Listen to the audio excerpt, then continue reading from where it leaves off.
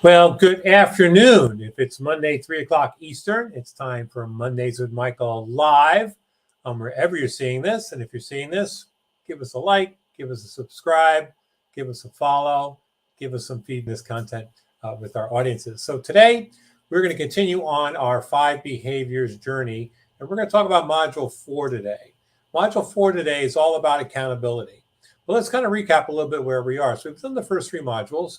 And as we've talked about in the other sessions, we always like to recap the previous module before we go on to the next module.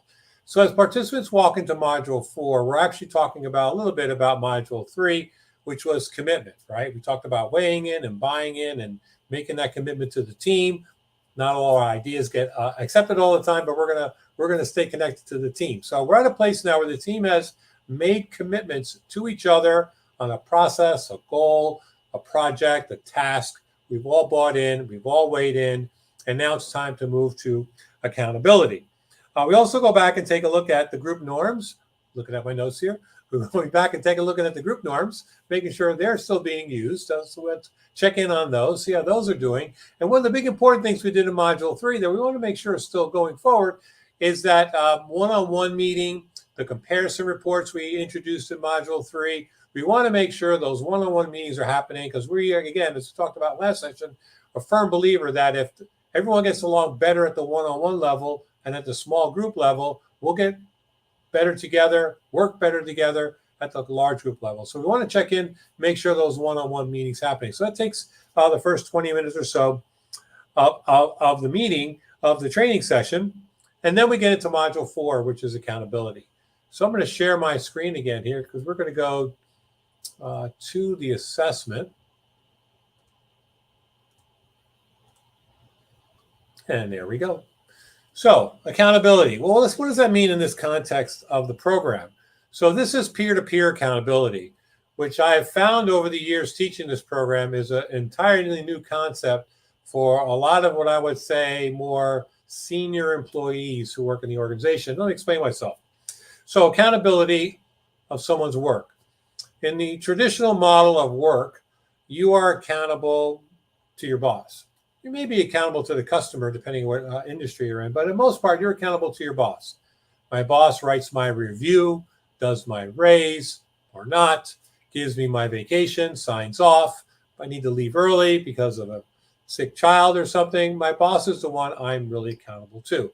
My colleagues are very nice people, and I like working with my colleagues. We have a great team. I'm not accountable to them. So this whole concept of peer-to-peer accountability is new for a lot of teams.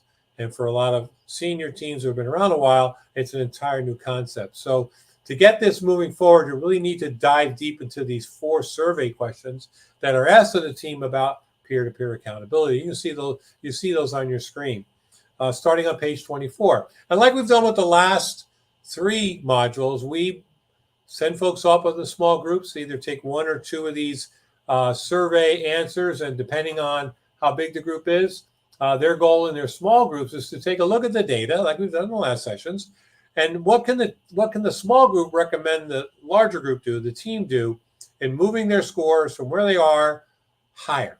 And this becomes part of the action plan for accountability.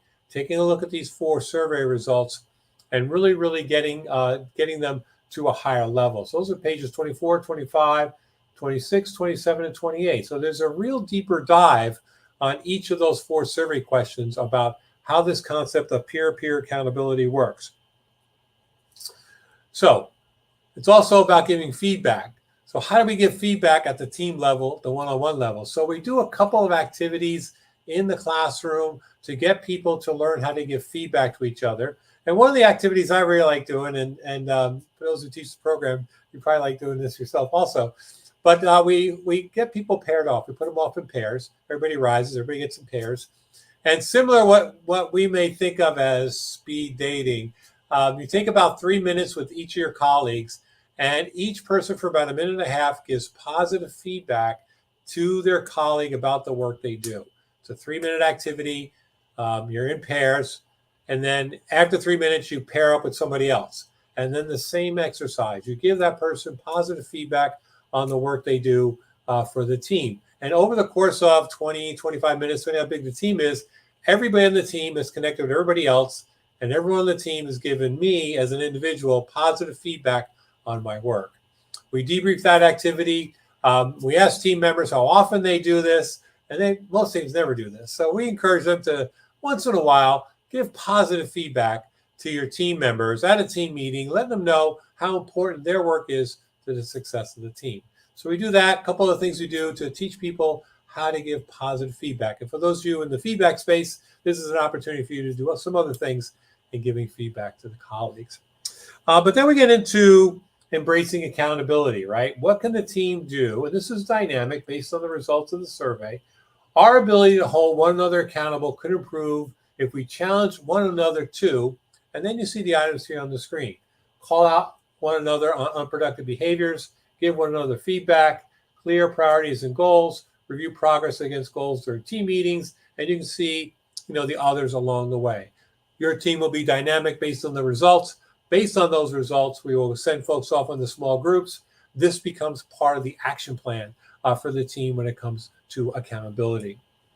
And then we get into the actual action planning item. So how do we hold one another accountable? Again, the survey will give you some dynamic results here. Send folks off into small groups. You can mix those groups up from time to time, so we're not working with the same folks. But then we want to try to get that action plan done here. So now we have 3 sets of the action plan, right? How do we take our scores from where they are on the survey higher? What do we need to achieve accountability as a group? And then here are the action items when it comes to holding one another accountable. Also, their homework assignment, as you know, let me slide out of the screen here. The homework assignment, as you know, is reading some more of the 5 Behaviors book. Pages 212 to 216 is the accountability section. We want to give folks a little homework to read through. We obviously want to get them to practice this a little bit.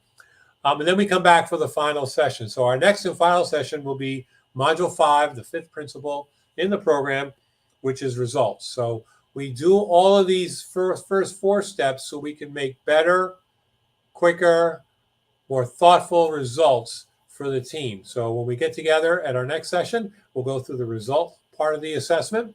But not only will we talk about the results, we'll do all the action planning. So we will spend a little time talking about taking all those action plans from the 4 previous modules, combining them into the 5th action plan module, and finishing up that playbook. So in the playbook, at the end, we have the group norms, action items for all 5 areas. So we'll talk more about that at our next session. So thank you for hanging out with me today. This is Monday with Michael live. Wherever you're seeing this, enjoy the rest of your week. Hopefully it's getting a little warmer by you. It's getting a little warmer here. And we'll see you at our next session. Have a great week. Bye.